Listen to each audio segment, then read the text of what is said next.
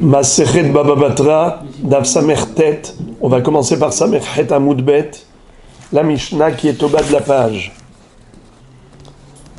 Hamocher et Asade, Machar et Avanim Shem Letzorka, Vetakanim Shebakerem Shem Letzorko, Vetatevua Shemechuberet la Karka, Vetchitzat Akanim Shiphuta Mi Betrova, Vetashomira שאינה עשויה בתית, ואת החרוב שאינו מורכב, ואת בתולת השקמה. אבל לא מכר לא את האבנים שאינן לצורכה, ולא את הקנים שבכרם שאינן לצורכו, ולא את התבואה שהיא תלושה מן הקרקע. בזמן שאמר לו, היא וכל מה שבתוכה, הרי כולן מכורין, בין כך ובין כך, לא מכר, לא את חיצת הקנים, שהיא בדרובע, ולא את השומירה, שהיא עשויה בתית, ולא את החרוב המורכב, ולא את סדן השקמה, ou סדן השקמה. Cette Mishnah également traite du même sujet, à savoir, lorsqu'une personne vend un bien immobilier et qu'il y a des éléments qui se trouvent ici présents et on ne sait pas si ça fait partie de la vente ou pas, si chez le notaire les choses ont été détaillées avec précision, il n'y a pas d'ambiguïté, c'est clair, mais lorsque le vendeur n'a pas été clair, il n'a pas été explicite, il a vendu de manière générale, globale, un bien immobilier. Alors la question se pose, il y a des éléments, on ne sait pas si ce sont des éléments annexés au bien, et donc il est vendu avec, ou bien c'est exclu de la vente. On a vu ça par rapport au baït, par rapport au hatzer, par rapport même à une ville. Quels sont les éléments qui sont vendus avec ou pas? Pareillement, Hamocher est Assadé, celui qui vend un champ. Qu'est-ce qui est inclus dans la vente automatiquement et qu'est-ce qui n'est pas compris dans la vente? Hamocher est Assadé, Machar est Avanim, Shehem Letzorka, Vetakanim Shebakerem, שהם לצורכו, ואת התבואה שהיא מחוברת לקרקע, וחיצת הקנים שהיא פחותה מבית רובה, ואת השומירה שאינה עשויה בתית, ואת החרוב שאינו מורכב, ואת בתולת השקמה. C'est-à-dire, la Mishnah commence par dresser une liste de tous les éléments qui ne sont pas compris dans la vente du sadé. Réhouven a vendu à Shimon un champ, un sadé. Il y a des éléments qui se trouvent ici présents, lesquels sont inclus dans la vente. La Mishnah commence d'abord par énumérer tous les éléments qui sont inclus. Et ensuite, la deuxième partie de la Mishnah, la Sefa, c'est le contraire. Quels sont les éléments qui sont exclus de la vente, ne sont pas compris dans cette vente du sadé. Le principe étant que quelque chose qui est hachouv en soi est considéré comme une entité à part et donc n'est pas compris dans la vente du sadé. Mais s'il s'agit d'un élément qui n'est pas important, automatiquement, il est annexé au sadé et il est compris dans la vente, même si ça n'a pas été notifié, ça n'a pas été stipulé clairement chez le notaire, ça ne figure pas dans l'acte de vente, clairement, c'est écrit juste. Bon, Réhouven, Machar, Sadé, les Shimon. Alors maintenant, quand on arrive et qu'on trouve plein d'éléments, il peut y avoir un bras de fer entre le vendeur et l'acheteur. L'acheteur veut tout prendre, tout ce qu'il y a dans le sadé. Le vendeur voudrait vendre juste le sadé ultra sec. netto, sans rien. Le sadé, c'est le champ lui-même, mais rien d'autre. Alors ils vont au Beddin. Qu'est-ce que le Beddin va leur donner comme verdict, va prononcer comme verdict? Eh bien, il va leur dire, ça, oui, c'est compris dans la vente, et ça, non. Or, c'est quoi le principe? C'est ça. La Mishnah, au travers de tous ces détails qu'elle nous a donnés, dans la Recha et la Sefa, on a compris le principe. C'est que tout ce qui est important n'est pas inclus dans la vente, ce qui n'est pas suffisamment important est annexé au sadé et vendu avec. Oui. Quoi, par exemple? Qu'est-ce qu'il peut y avoir? Ben voilà, on va lire. Alors, ben au Hachem, vous êtes invités à lire la Mishnah que vous avez sous les yeux. Bravo pour la patience. Vous avez encore 40 secondes. Et vous allez voir tout de suite c'est quoi les exemples que vous demandez. Oui. Non. Alors, c'est ça le chidouche. Bravo. Dans la Mishnah précédente, les Mishnayot précédentes, on avait parlé de mobile et d'immobile.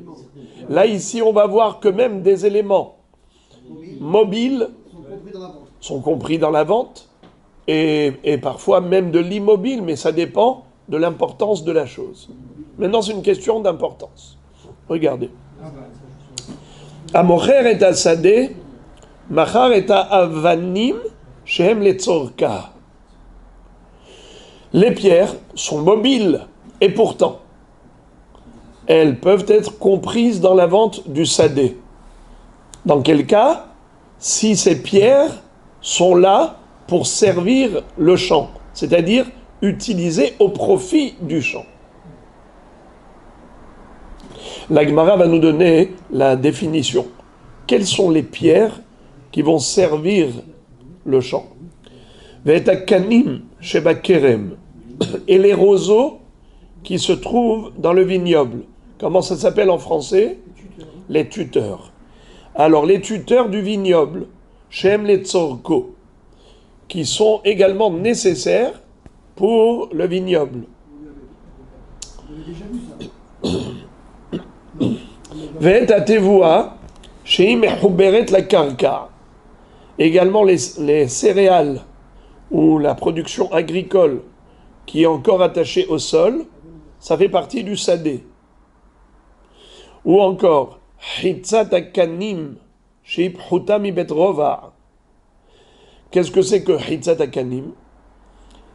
Le mot hitzat, la racine, c'est mehitzat akanim. Généralement, les roseaux, à quoi ils servent? À clôturer un espace, à délimiter l'espace. Eh bien, les roseaux, très souvent, poussent dans un fourré de roseaux. C'est en bloc. Vous avez déjà vu? Parfois les roseaux. Alors vous en avez parfois des joncs qui sont séparés les uns des autres. Parfois vous avez un seul bloc. On aurait dit une botte de roseaux sort de la terre. Ça s'appelle hitzat akanim, le fourré de roseaux. S'il est petit, alors il n'est pas important. Il est vendu avec le champ. S'il est trop important, il est considéré comme une entité à part et par conséquent n'est pas compris dans la vente du champ. Quel est le volume nécessaire pour qu'il soit intitulé important? Eh bien, s'il fait bet rova. C'est quoi bet rova? Rova à cave. Un espace, une surface du champ dans lequel on peut semer rova hakav shel hitim. Un cave, c'est une mesure. Rova hakav, c'est le quart de cette mesure. Combien déjà c'était un cave? Qui est-ce qui se souvient? Déjà un cabine. Un cave, c'est combien de logim? Arba'a logim. Un log, c'est combien de betzim? 6 betzim. Alors, dans un cave, il y a combien de betzim? Dans un cave, il y a combien de betzim? Un cave égale 6 œufs. Hein? Un cave égale 6 œufs. Nachon, parce que... non, un cave égale 24 œufs. 24 œufs. Ah oui, parce que si cave, Parce que 4 fois 6, 24. la sierre. Mais Rova Hakav, c'est 24 divisé par 6. 24 divisé par 4. Donc ça fait 6 œufs. Donc Rova Hakav, c'est l'équivalent de 6 œufs. Donc prenez maintenant des graines de céréales d'un volume de 6 œufs. Vous pouvez les semer dans un chétah, dans une surface de combien? Qu'est-ce que vous racontez? On a dit un quart de cave. Vous parlez de 9 cabines. Non, parce qu'on avait dit que. 9 cabines, c'est le 9 fois un cave. Nous, on est en train de dire le quart d'un cave. Alors ne répétez pas 9 cabines. Parce qu'on avait parlé de la surface d'un champ. Oui.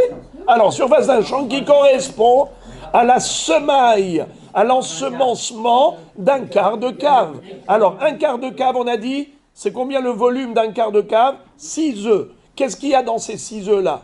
On ne va pas prendre des œufs pour les semer. On a des graines de céréales qui se trouvent dans un sachet. Et ce sachet-là, il fait le volume de combien? 6 œufs. C'est un quart de cave. C'est rien que pour m'exciter un petit peu que je crie. Non. D'accord, c'est pour bien commencer la semaine. Pour appeler un champ un champ, il fallait qu'il ait une surface de 10 champs. Bravo! Kol hakavod! Ce que vous dites, c'est à 1000% vrai. Que un sadé s'appelle sadé que dans la mesure où il a une surface pour 9 cabines. Absolument. Alors, vous avez raison. Mais ici, on ne parle pas d'un sadé. Ici, on est en train de parler de hitzat akanim.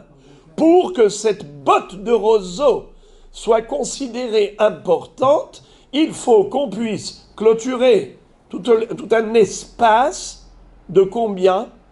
De Bet Rova Hakav. Un espace où on peut semer. Combien? Aouda? Rova Hakav, pas Arba'a Kabin. Rova. C'est quoi Rova? C'est un quart. Pour dire dans l'hébreu moderne, Reva, cave. Un quart de cave.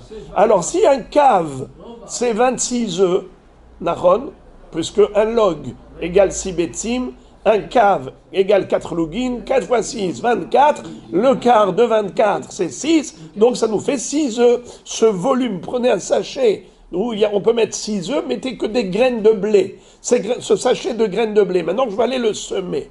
Quelle est la surface que je peux semer avec ça, avec ce sachet-là? Combien? Un cave et demi. Un cave et demi. Regarde, je vous pose la question. Je voudrais maintenant un shiur de surface. Maintenant, je ne parle plus des graines. Les graines, on sait, c'est l'équivalent de 6 œufs de graines. D'accord? Maintenant, quelle est la surface que je peux semer avec ce petit sachet de graines de blé? Quelle surface? En coudées. Alors, ça fait à peu près 10 coudées par 10 coudées. Un chétah, une surface de 5 mètres par 5 mètres. Eh bien, je peux semer ce chétah-là de 25 mètres carrés, 5 fois 5. Eh bien, ça, je peux semer avec ce sachet. Voilà. Alors, c'est comme ça qu'on nous dit que si cette hitzat akanim, cette botte de roseau qui a poussé dans le même tronc, c'est-à-dire de la même racine, sortent plein de roseaux. Tellement de roseaux qu'il y a de quoi clôturer Bet Rova Hakav, c'est-à-dire un chétard de 25 mètres carrés, je peux l'entourer avec ces roseaux. Vous imaginez un petit peu de quoi il s'agit? C'est énorme. Voilà pourquoi ce n'est pas inclus dans la vente. Vous avez compris maintenant. Étant donné que c'est énorme, donc c'est considéré comme une entité à part entière, donc ça ne peut pas être inclus dans une vente générale. Je te vends le sadé, et il y avait là-bas une hitzat akanim, eh bien ce n'est pas inclus dans la vente, parce que c'est trop important. Donc c'est pas quelque chose qu'on peut annexer au sadé, sauf si on l'a dit clairement. Mais sinon, jusqu'à preuve du contraire, alors ce n'est pas inclus dans la vente.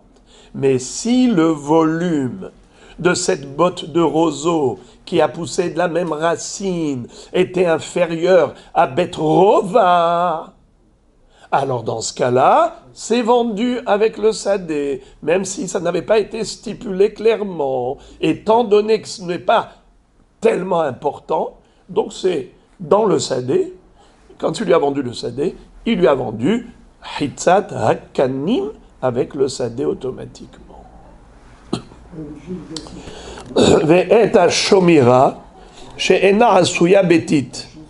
Également, qu'est-ce qui est inclus automatiquement dans la vente? C'est shomira. C'est quoi shomira? C'est la hutte du shomer. Celui qui garde le champ. Il y a un gardien qui surveille. Alors, il loge où? Dans une petite cabane.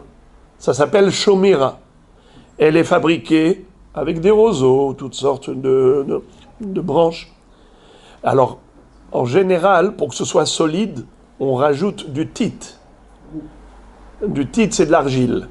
Cette argile-là solidifie les parois et ainsi de suite. Ça devient quelque chose d'important. Alors on te dit, dans quel cas la shomira est vendue automatiquement avec le sadé, même sans avoir été évoqué clairement dans l'acte de vente? C'est dans le cas où la shomira n'est pas recouverte d'argile, c'est juste des branches. Alors c'est sûr que c'est un élément tellement trivial qu'il est annexé à la vente automatiquement. Mais s'il était recouvert de titre, donc ça fait de cela comme une petite maison, une petite baraque sérieuse, alors ce n'est pas inclus dans la vente du sadé. Comme quelqu'un qui a vendu un sadé n'a pas vendu la maison qui est dans le sadé. Donc la même chose, shomira, quand est-ce que elle est comprise dans la vente? Aidez-moi s'il vous plaît. Qu'est-ce que dit la Mishnah? Aidez-moi. Ve'et hashomira. Non, lisez. Ve'et hashomira. She'ena asuya betit. Qui n'est pas recouverte d'argile. C'est-à-dire que les parois n'ont pas été consolidées avec du ciment. Alors, étant donné que c'est une construction précaire, c'est vendu avec le sadé. Ve'et haruv she'eno murkav. Ve'et betulat hashikma. Qu'est-ce qui est vendu avec le sadé systématiquement? C'est les caroubiers qui ne sont pas greffés et les sycomores qui sont vierges. Qu'est-ce que c'est que cette histoire? C'est quoi le harouv qui n'est pas greffé? Les caroubiers ont, à un moment donné, quand le tronc grossit et qu'ils deviennent robustes, à ce moment-là, ils sont aptes à subir des greffes pour enrichir le caroubier, pour qu'il donne beaucoup de fruits. Mais on ne le fait pas quand il est jeune. Quand le caroubier est jeune, il ne faut pas le greffer. Il n'a pas suffisamment de force pour entretenir les nouvelles greffes. Alors, quand est-ce que le caroubier est considéré important et quand est-ce qu'il ne l'est pas?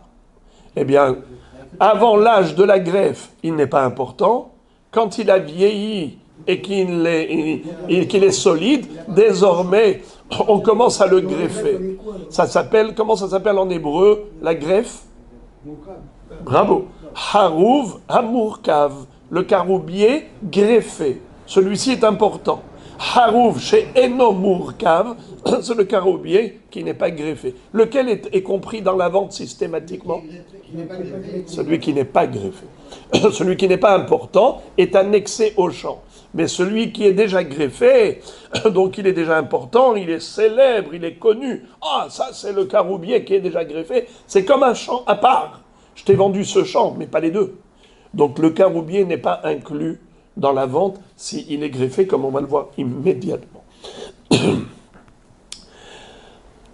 Et c'est quoi Betulat hashikma? Shikma, c'est un arbre qui s'appelle le sycomore. Est-ce qu'il est fertile ou stérile? Stérile.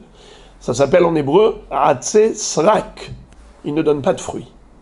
Qu'est-ce qu'on fait alors avec son tronc? On fait des planches, on fait des meubles. Alors, en hébreu, il s'appelle shikma. Et en français, sycomore. C'est la même étymologie. En tout cas, betulat hashikma. Lorsqu'il est vierge, c'est-à-dire qu'il est encore jeune, et on n'a pas coupé ses branches.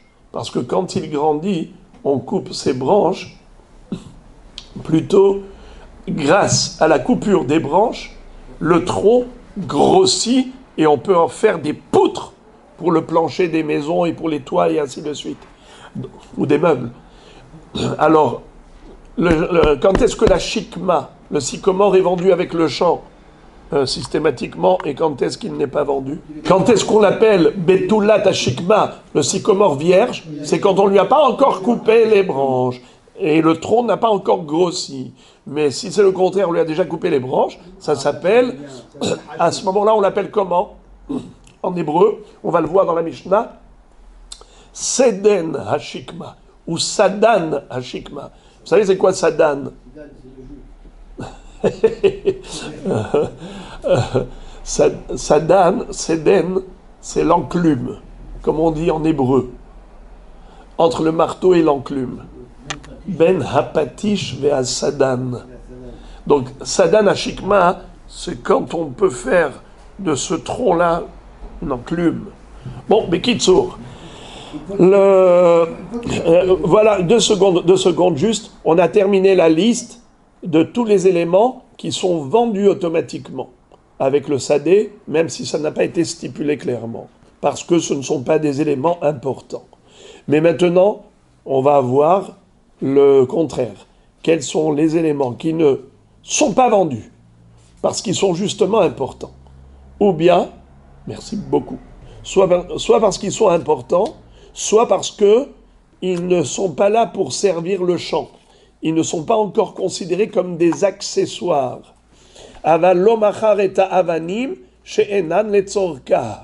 Mais les pierres qui se trouvent dans le champ, mais qui ne servent pas le champ.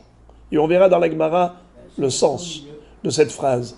C'est-à-dire des pierres qui sont là présentes, mais ils ne sont pas là en tant qu'accessoires. Il lui a vendu le sadé, il lui a pas vendu les pierres. Velo et akanim chez Bakerem, chez Namletzorko. Également, les roseaux, les tuteurs, mais qui ne servaient pas le vignoble. Même s'ils étaient là présents dans le vignoble, ils ne sont pas vendus avec, puisqu'ils ne sont pas plantés au milieu des vignes.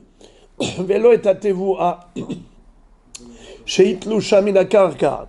On avait dit que la production agricole, c'est-à-dire toutes les céréales qui ont poussé, sont vendues automatiquement avec le champ. Bravo, à condition que ce soit rattaché au sol, pas les céréales qui ont déjà été moissonnées. Si c'est déjà moissonné, c'est déjà détaché du sol. Il lui a vendu le sadé, il lui a pas vendu ce qu'il y a dedans.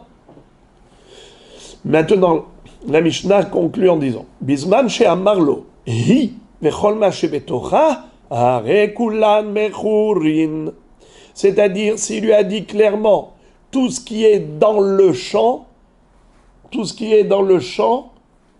t'es vendu, eh bien, c'est vendu avec quoi? De quoi on parlera, Botei? Rappelez-moi, trois éléments. Avanim, Kanim et Tvua. C'est de cela qu'on parle. Comment je le sais qu'on ne parle pas de tout? Parce que la Mishnah continue en disant Benkar ou Benkar, lo machar, lo et hitzat akanim shei bet rova, velo et shomira shei asuya betit, velo et haruv amurkav, velo et sadan ashikma. C'est-à-dire, même s'il lui a dit clairement, je te vends le champ avec tout ce qui est dedans, tout le contenu, eh bien malgré tout, est exclu de la vente. On exclut de la vente quoi? Hitzatakanim chez Bedrova. C'est-à-dire, si la botte de roseau qui pousse du même tronc, de la même racine, eh bien, c'est plus que Bedrova. C'est-à-dire, Bedrova, on peut clôturer un espace de 25 mètres, Rome, 10 coudées par 10 coudées. On peut, et on exclut également Shomira Shiasuya Batit, si la hutte du gardien est déjà recouverte de ciment, d'argile, alors c'est déjà suffisamment important pour être considéré comme une maison carrément à part, ce n'est pas compris dans la vente. Velo et haruv amurka, velo et sadan ashikma. Le caroubier qui est déjà greffé, ou le sycomore dont on a déjà coupé les branches et qui a déjà grossi, eh bien, ce n'est pas inclus dans la vente, même s'il lui a dit clairement « je te vends le champ avec son contenu ». Quand il lui dit son contenu, c'est uniquement avanim, kanim et tvoua, qui est détaché du sol, qui est déjà moissonné. Mais pas des choses aussi importantes que chitzat akanim, jibet rova, ou shomira she'asuya betit, ou charub amurkav, ou sadan hashikma. Qu'est-ce qui veut me répéter les 4 éléments qui sont exclus de la vente, même s'il lui dit « je te vends le sadé avec son contenu ». Hein? Le caroubier déjà greffé, le sycomore dont on a coupé déjà les branches, la cabane comment? Avec l'argile et bravo, le fourré de roseau qui a quelle quantité de roseau? Bedrova à cave. Hazak. Alors oui les amis, vous posez une bonne question, à savoir pourquoi ça oui et ça non. Pourtant il lui a dit le champ avec tout son contenu. Pourquoi la Mishnah établit un distinguo entre ces éléments et ces éléments? Avanim, kanim et tvoat lusha, y compris dans la vente, tandis que les autres élément important, on a dit ce n'est pas inclus dans la vente. Vous savez ce que disent les Mefarshim? C'est que on considère ces éléments importants comme un sadé à part entière. Et c'est comme s'il lui a dit je te vends le sadé A avec tout son contenu, mais ça ne veut pas dire qu'il lui vend aussi le sadé B. Quelque chose qui est très important et qui est considéré comme un espace en soi, un espace à part entière, ne peut pas être inclus parce que ça ne fait pas partie du contenu. Gemara. La Gemara commence par nous expliquer le début de la Mishnah. Qui est-ce qui se rappelle la liste du début de la Mishnah? C'était quoi? C'était la liste de tout ce qui est compris dans la vente. Et après, la deuxième liste, c'est ce qui n'est pas compris dans la vente. Alors, commençons par ce qui est compris dans la vente. Automatiquement. Il a vendu le sadé, automatiquement il a vendu les avanim. Et quel avanim rabotai? Quel avanim, qui est-ce qui se souvient? Avanim shehem le tzorka. C'est quoi les tzorka? Qui sont nécessaires pour le champ. Alors la Gemara demande, Maï avanim shehem le tzorka. Qu'est-ce que ça veut dire des pierres qui servent le champ? Achat argimu avne de akfa. Alors la traduction en Babylonie était des avanim de akfa. C'est quoi akfa? Non, avec aleph. Akfa avec aleph. Mais Dafka, vous devez savoir quelle est la traduction parce que vous comprenez l'hébreu moderne. Comment on dit aujourd'hui quand la police vous impose quelque chose? Achifat ahok. Avec aleph. Aleph, Rafiud, n'est-ce pas? Achifat. Ochef alav et ahok. Alors, maintenant nous avons déjà moissonné par exemple. Et on sait que le vent peut envoler toutes les gerbes de blé. Qu'est-ce qu'on fait pour empêcher les gerbes de s'envoler? On met dessus des pierres pour les tenir. Ça s'appelle avné des akfa. C'est okef.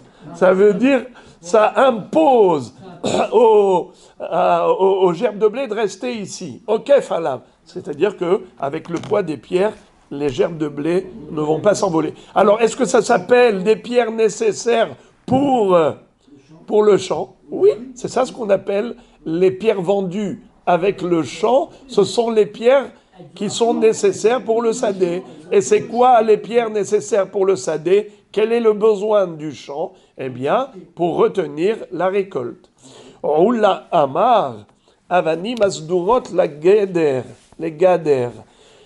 On parle ici de rangées de pierres qui sont nécessaires pour fabriquer la clôture, la barrière. Quand on veut mettre une barrière en dur, alors pour construire le mur, il faut des avanim. Alors ici, on est en train de nous dire des avanim qui sont nécessaires pour le champ. Qu'est-ce que ça veut dire? Là, c'est pas une barrière.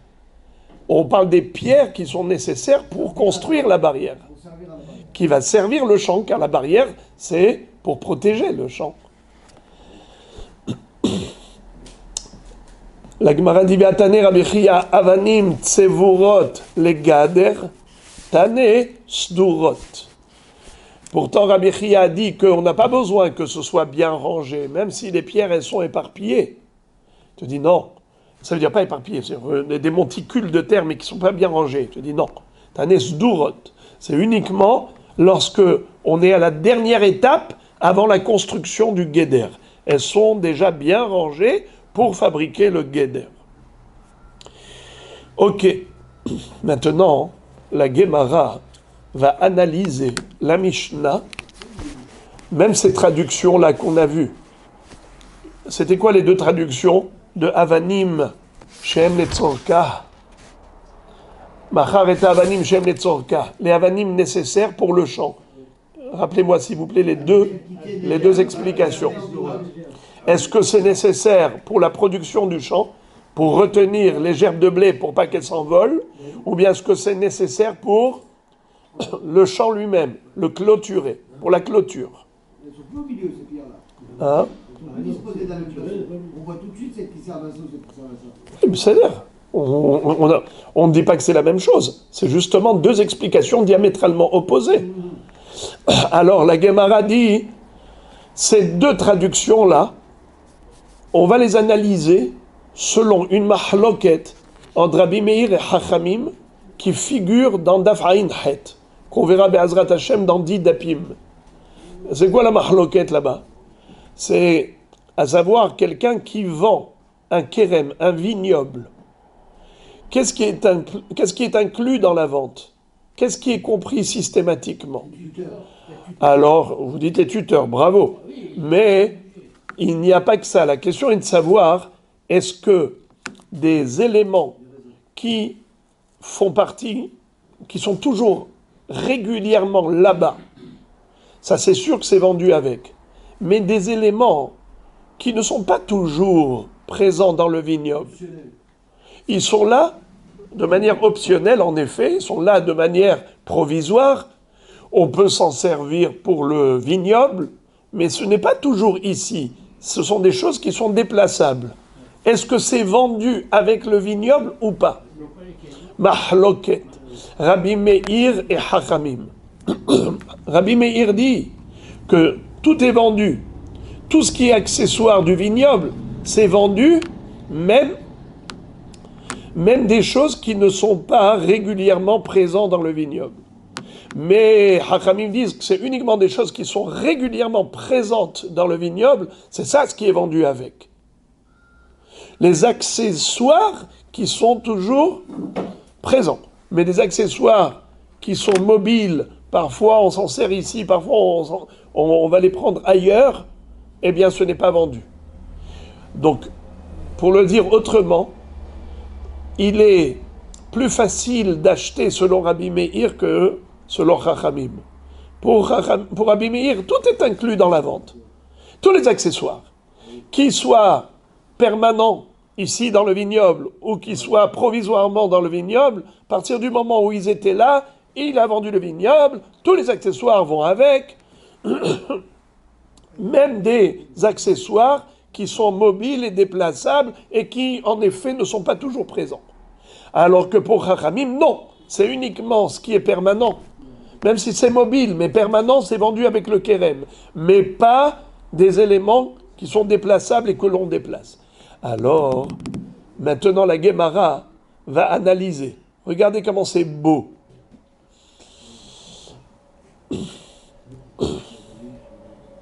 Achat argimu avne de akfa. Ici, en Babylonie, on a traduit le mot avanim shem letzorkam, comme on a expliqué des pierres nécessaires pour le champ. Qu'est-ce qui se rappelle? Avne de akfa. C'est quoi avne de akfa? Très bien. Les pierres qui servent de maintien des gerbes, pour retenir les gerbes, pour pas qu'elles s'envolent. Alors, d'après Rabbi Meir, les Rabbi Meir des mitaknan afal gav de lo mahtan. Les Rabbanan ou des mahtan. Qu'est-ce que ça veut dire? Pour Hachamim, il faut vraiment que les pierres soient ici, posées. C'est-à-dire que si elles sont dans le champ, présentes, à ce moment-là, elles sont vendues. Mahtan. Mais si elles ne sont pas là dans le champ, même si elles ont été destinées, réservées à ce travail, pour retenir les gerbes de blé, eh bien c'est vendu avec. Même si ça se trouve à l'extérieur du champ. Mais ça s'appelle accessoire. Étant donné que c'est réservé à cette utilisation, d'ailleurs, ce sont des pierres qu'on a polies et qu'on a taillées de cette forme-là, justement pour retenir les gerbes de blé, même si les pierres sont à l'extérieur du champ, elles sont vendues avec d'après Chachamim. D'après Rabbi Meir, excusez-moi. Alors que d'après Chachamim, ça ne suffit pas qu'elles soient métaknan, qu'elles soient polies, taillées et arrangées pour cette fonction. Il faut qu'elles soient carrément posées dans le champ. Comment on dit en araméen posées dans le champ? Martan, bravo. Non, avec tav. Maintenant, encore.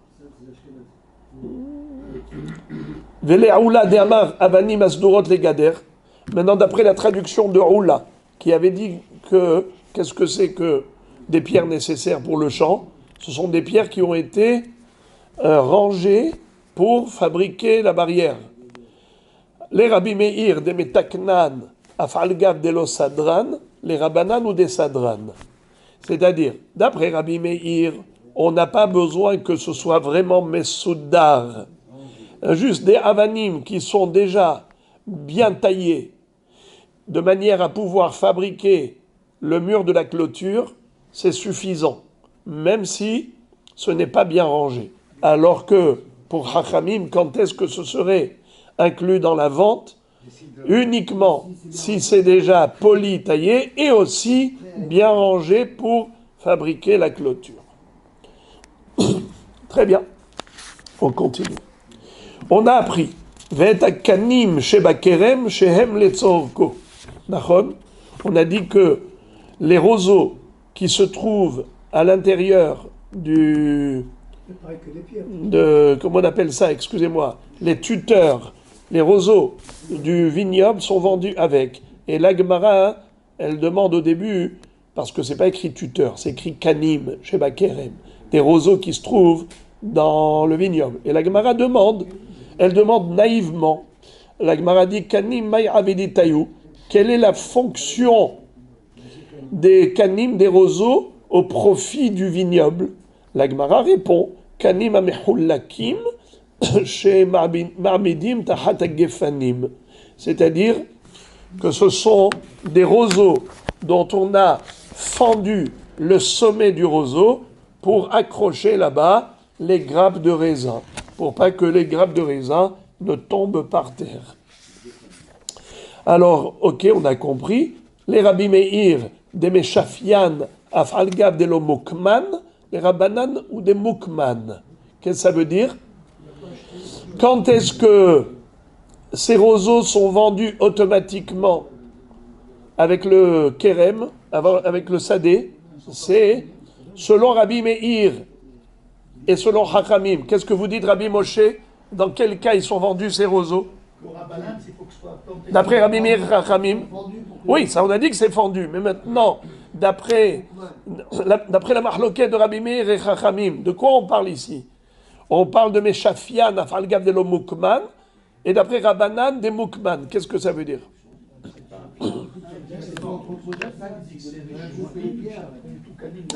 Non.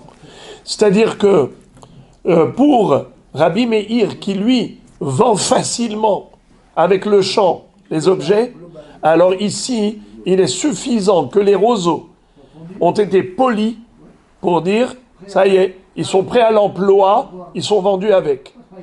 même s'ils ne sont pas plantés au milieu des vignes. Tandis que pour Hachamim, il faut deux conditions. Premièrement, Meshafian, et deuxièmement, Mukman. C'est-à-dire qu'on a déjà planté les tuteurs au milieu des vignes, c'est là que c'est considéré comme un accessoire qui est vendu automatiquement. Vous pouvez les planter sans les polir? En général, c'était ça le processus. D'abord, on polit et ensuite on plante. Et donc, c'est ça la marloquette. D'après Rabbi Meir, on n'a pas besoin de planter, il est suffisant de polir. Selon Chachamim, il faut polir et planter. On continue. Ve'atevua mechuberet la karka. Afal gav de matay les mihtzad. La Gemara dit quelque chose d'extraordinaire. C'est quoi le chidouche? Je te vends un champ. Qu'est-ce que tu as dit? Il a vendu toute la tevoua avec. Toutes les céréales qui ont poussé. Boker Tov! Mais c'est ça le champ. Le champ, quand je te dis, tu vois, ce champ-là, il y a là-bas des céréales qui ont poussé. Tu vois le champ qui est plein de blé. Je te vends ce champ. Ça veut dire quoi? Le champ avec le blé. Donc c'est évident. Alors pourquoi on a besoin de le préciser? Ma chidouche. Le chidouche, il est le suivant. Afal gav de matay le mihtzad. Même si les céréales ont déjà mûri et que le moment est arrivé de la moisson, on aurait pu penser qu'étant donné que ça doit être moissonné, c'est comme si c'était déjà moissonné. Et qu'est-ce qu'on a dit pour la tevoua qui est déjà moissonnée? Est-ce qu'elle est incluse dans la vente? Non. Eh bien là aussi. On aurait pu penser qu'étant donné que ça a poussé, on est censé incessamment sous peu moissonner. Donc c'est comme si c'est déjà moissonné. Comment ça s'appelle en général? Kol ha'omed liktzor kekatsur dami. Une chose qui est destinée à être moissonnée, c'est comme si elle est déjà moissonnée. Alors la récolte qui est déjà coupée, on a déjà dit qu'elle n'est pas incluse. Alors on aurait pu croire que même dans ce cas, puisque c'est censé être moissonné dans quelque temps. Alors c'est pour cela que la Mishnah te dit non. Étant donné que c'est rattaché au sol, ça fait partie du champ. Et même si on a déjà atteint le niveau de maturation, les céréales, elles sont déjà prêtes à être moissonnées, elles sont vendues avec le champ.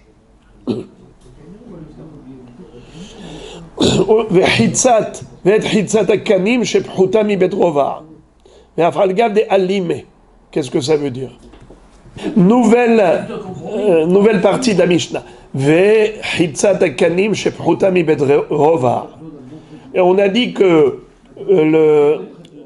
comment on appelle ça? Le fourré de roseau qui a poussé dans le même tronc, la même racine, eh bien c'est vendu à partir du moment où le volume n'est pas important. Il n'est pas hot mi bedrova, moins qu'un quart de cave. C'est-à-dire, on ne peut pas clôturer avec un champ de 5 mètres par 5 mètres, de 25 mètres carrés. Alors, quel est le chidouche? C'est pas choute que c'est inclus dans la vente, c'est compris, puisque c'est pas hachou. La Gemara dit, va faire le gave des allimés.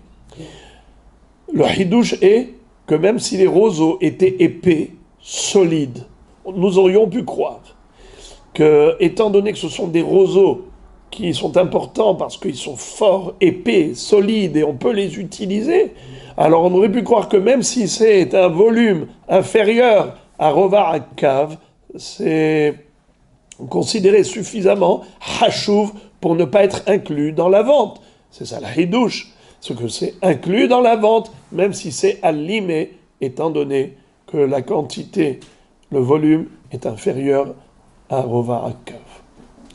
La shomera shena asuya batit. C'est quoi le chidouche?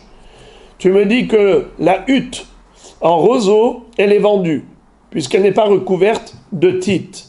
Mais c'est évident que c'est vendu, puisque ça fait partie des accessoires du champ. La réponse, af'al gav de lo kebira be'ara. Nous aurions pu croire qu'étant donné que c'est mobile, puisque ce n'est pas fixé au sol, nous aurions pu croire que c'est mobile. Alors, c'est pour ça que on te dit malgré tout, c'est vendu avec, étant donné que c'est un accessoire permanent. Je reviens à ce que vous aviez dit au début. Mais c'est mobile. Alors oui, en effet, on n'a pas perdu de vue cette notion, que quelque chose qui est mobile, donc normalement, n'aurait pas dû être inclus. Et c'est ça le chidouche, qu'étant donné qu'il ne sert qu'à cela, et qu'il est permanent ici, c'est comme s'il était fixé au sol, et qu'il faisait partie intégrante du sadé. Et à harouv she'eno murkav, ve'et betulat hashikma. Af'al-gav de alime. C'est quoi le chidouche? De dire que le harouv est vendu quand il n'est pas mourkav, que le sycomore vierge est vendu, mais c'est pas shoot. Réponse, même s'ils étaient alimés, même s'ils étaient épais, malgré tout, ils sont considérés comme étant non importants et donc annexés à la vente. Ce n'est que si on a déjà greffé le caroubier et que si on a déjà coupé les branches du sycomore, c'est là qu'ils ne sont pas vendus. C'est à ce moment-là qu'ils sont importants. Le chidouche de la Récha, c'est de dire que c'est vendu même s'ils sont épais. Ce n'est pas l'épaisseur qui donne l'importance. C'est le... Bravo. Aval lo machar et avanim she'ena netzorka. Maintenant, la Gemara va expliquer la deuxième partie de la Mishnah, à savoir quels sont les éléments qui ne sont pas vendus. Primo, et avanim she'ena netzorka, c'est-à-dire les pierres qui ne servent pas, qui ne sont pas utilisées, ou plutôt qui ne sont pas utilisables pour le sadé, dans le sens où ce n'est pas un accessoire du sadé. Alors là encore, la Gemara va analyser tout cela selon Rabbi Meir et Chachamim. Les Rabbi Meir delomitaknan, les Rabbanan delomachtan. C'est-à-dire qu'il faut juste descendre d'un cran. Et c'est tout. N'est-ce pas? Parce que c'est quoi le contraste entre la Récha et la Sefa?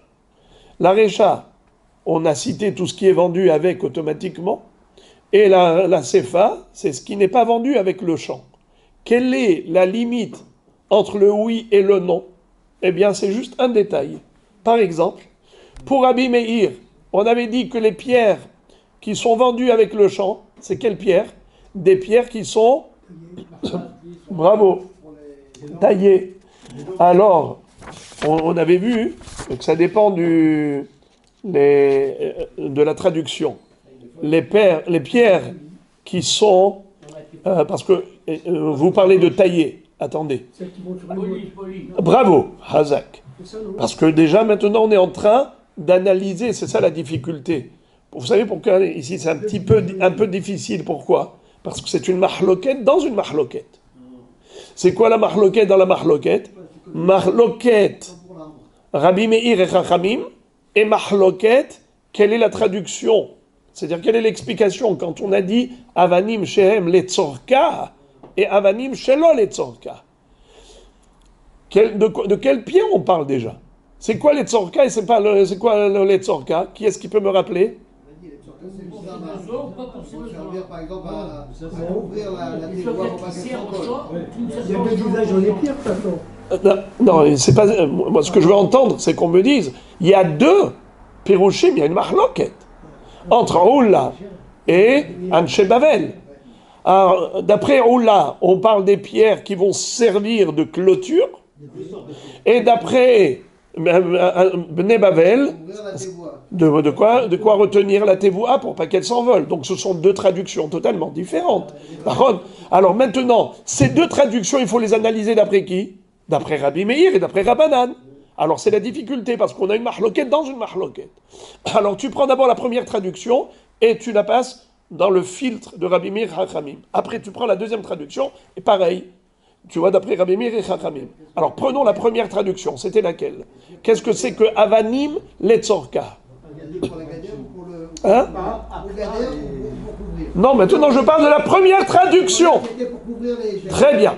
Pour couvrir les bottes de blé, pour les empêcher de s'envoler. D'accord? Donc c'est ça, Avne des Akfa. Maintenant, celles qui sont déjà bien taillées, les Avne des Akfa, elles sont déjà bien, mais tout canote pour cette fonction. Est-ce qu'elles sont vendues avec, oui ou non?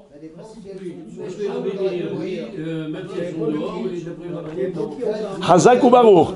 Très très bien. D'après Rabbi Meir, même si elles sont à l'extérieur du champ, le principal c'est qu'elles sont metaknan. Et d'après Hachamim, il faut deux conditions. Metaknan, eux aussi, mahtan, posées dans le champ. Bravo. Maintenant, quand on dit elles ne sont pas vendues, dans quel cas elles ne sont pas vendues?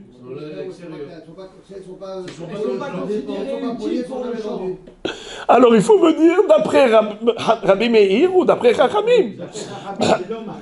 Bravo. D'après Chachamim, il suffit qu'elles ne soient pas posées dans le champ, qu'elles ne soient pas déposées là-bas. Ça suffit pour dire qu'elles ne sont pas vendues parce qu'elles sont dehors, même si elles sont polies et taillées et destinées, réservées à cet emploi, malgré tout elles ne sont pas vendues. Alors que pour Rabbi Meir, c'est vendu dans ce cas. Dans quel cas alors la Mishnah dit dans la Sefa que ce n'est pas vendu, que ça s'appelle l'olé tzorkan, de quoi on parle? Elles ne sont pas taillées, elles ne sont pas polies, elles ne sont pas encore metoukanot pour cet emploi. C'est dans ce cas-là que la Mishnah va dire que ce n'est pas vendu. Alors encore une fois, la Mishnah, dans sa deuxième partie, elle nous dresse la liste des éléments qui ne sont pas vendus. Les mêmes éléments, dans la Récha, c'est compris dans la vente, dans la Sefa, ce n'est pas compris dans la vente. Et c'est quoi? C'est le recto verso. Dans la Récha, c'est recto, dans la Sefa, c'est verso. Avanim, letzorka, vendu avec. Avanim, lo letzorka, pas vendu avec. Si letzorka, on avait deux pirouchim, et ces deux pirouchim selon Rabbi Meir et Chachamim, d'accord? Maintenant, dans lo letzorka, on a aussi les deux traductions, les deux pérouchim, et selon Rabbi Meir et Chachamim. Alors, prenons le premier pérouche, je reprends, je répète. Le premier pérouche, c'est Avanim, qui sont pour retenir le blé, pour pas qu'il s'envole. Maintenant, quand on dit Shelo letzorka, il n'était pas nécessaire pour le blé, ça veut dire quoi? Il n'était pas utilisable pour le blé. Alors, pour Chachamim, il n'était pas là, présent dans le champ. Donc ça s'appelle l'oletzorka, parce que ce n'est pas martan, ce n'est pas déposé dans le champ. C'est à l'extérieur. Donc c'est pas encore prêt à l'emploi. C'est à l'extérieur, il faut les amener d'abord dans le champ. Alors elles ne sont pas incluses dans la vente. Ça s'appelle l'oletzorka. Pour Rabbi Meir, ils disent même si c'est à l'extérieur, mais c'est réservé à cela, c'est déjà poli, c'est déjà taillé. Qu'est-ce qui est qualifié de l'oletzorka pour Rabbi Meir? Ce n'est pas encore taillé. L'homme est taknan. Ce n'est pas des pierres que tu peux utiliser pour retenir le blé. Pas seulement à l'extérieur, c'est qu'ils ne sont même pas aptes à l'emploi. Elles ne sont pas encore aptes. Ah, ça s'appelle l'oletzorka. Même si elles sont à l'intérieur, elles ne sont pas à travailler, elles sont pas... C'est-à-dire qu'il y a deux genres de pierres, mais il n'y a qu'une discussion entre Rabbi et une question de taillage. Oui, est-ce que... à quel stade on se trouve? Pour Rabbi Meir, même si on a deux stades, c'est-à-dire deux niveaux, c'est à l'extérieur. Et ensuite, il faut déposer ici, et ensuite mettre sur le blé. C'est pas grave, ça s'appelle prêt à l'emploi. Mais pour Chachamim, non. Il faut que ce soit là pour considérer que c'est prêt à l'emploi. Et pour dire que même d'après Rabbi Meir, ce n'est pas prêt à l'emploi, comment? Eh bien, c'est que les pierres, elles sont inaptes. Elles ne sont pas aptes à l'emploi. Alors, elles ne sont pas taillées. Alors que pour Chachamim, elles peuvent être taillées, prêtes et aptes à l'emploi, mais elles ne sont pas prêtes à l'emploi. Parce qu'elles sont dehors. Il faut les amener. Alors, c'est pour cela que ce n'est pas vendu avec, et c'est ça la kavana de la Sefa. Quand elle a dit ce n'est pas inclus dans la vente, c'est l'omahtan. Mitaknan ve l'omahtan. Alors maintenant, Gader, la Gemara continue, elle dit Ule'ula de amar avanim asdurot la Gader, les Rabbi Meir de l'omitaknan, les Rabbanan de l'osadran. C'est-à-dire, selon Oula, qui a traduit différemment, qui a dit qu'est-ce que ça veut dire des pierres nécessaires pour le champ, eh bien, ce sont des pierres pour fabriquer la clôture qui va protéger le champ. Alors, il faut analyser, selon Rabbi Meir, Chachamim. Les Rabbi Meir de l'Omitaknan, c'est facile. On parle de pierres qui ne sont pas du tout aptes à fabriquer avec ça un guéder, une clôture. C'est des pierres non taillées.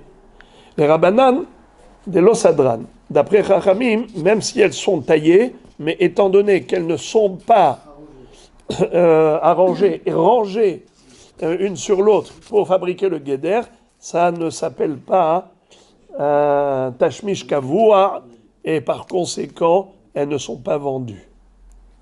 Encore. Velo et akanim shebakerem shenan letzorko.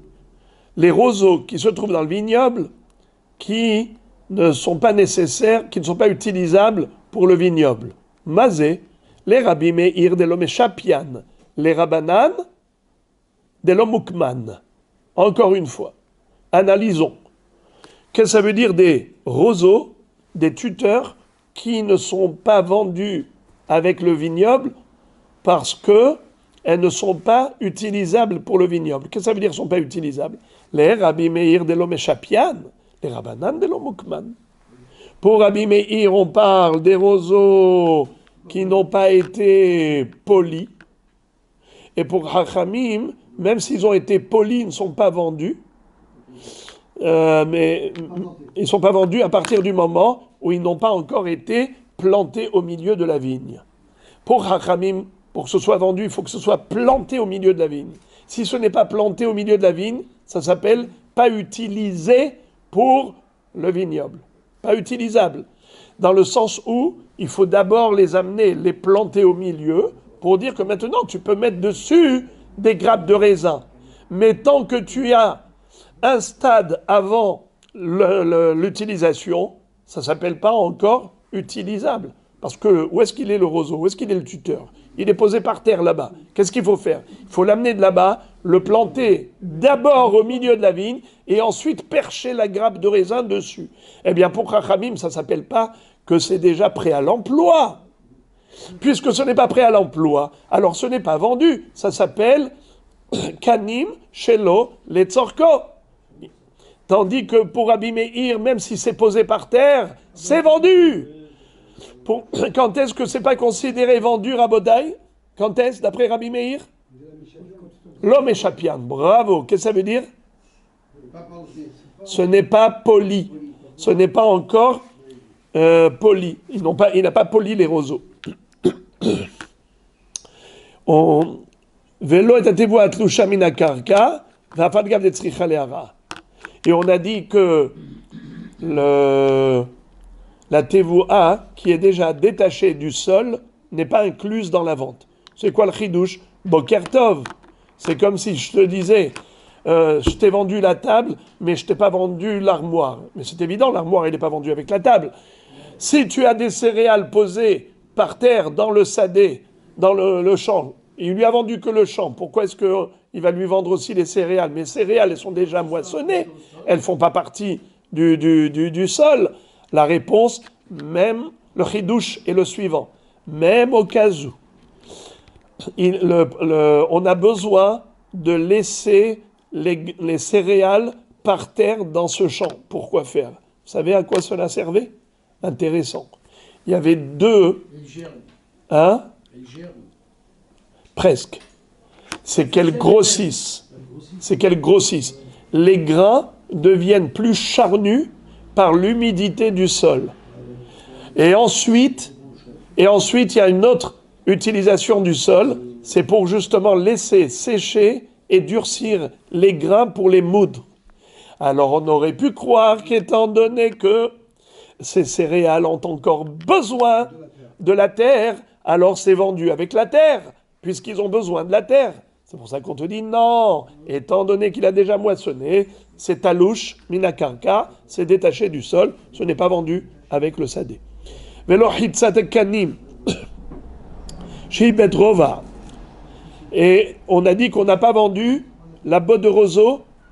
On termine là, dans 2-3 minutes, on termine. La botte de roseau n'est pas vendue avec même, ça veut dire, on parle ici d'une fourrée de roseaux. Un fourré de roseaux, une touffe de roseaux qui pousse de la même racine et qui fait bedrova. C'est tellement important que ce n'est pas vendu avec le champ. Ma'achidouche, afalgav dekatine.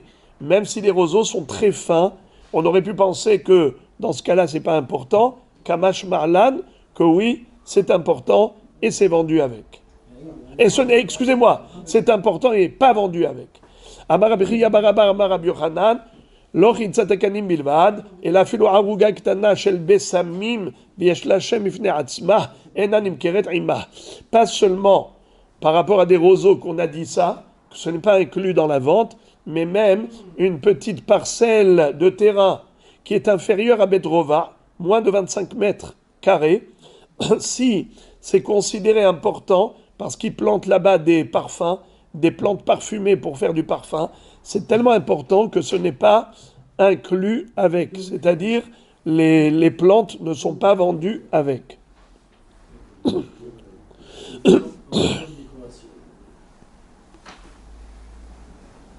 C'est considéré comme étant un champ à part entière. Amarav Papa, Vehu de Karula, Varda de Plania, à condition que cette parcelle-là porte le nom de Varda, c'est Véret, c'est la rose, c'est-à-dire le champ de rosier de monsieur Intel, le champ de rosier de monsieur X. Étant donné qu'on dit le champ de rosier, bien que ce soit au milieu d'un grand champ, mais étant donné que les rosiers, c'est quelque chose d'important pour le parfum, eh bien, c'est la raison pour laquelle ce n'est pas inclus dans la vente.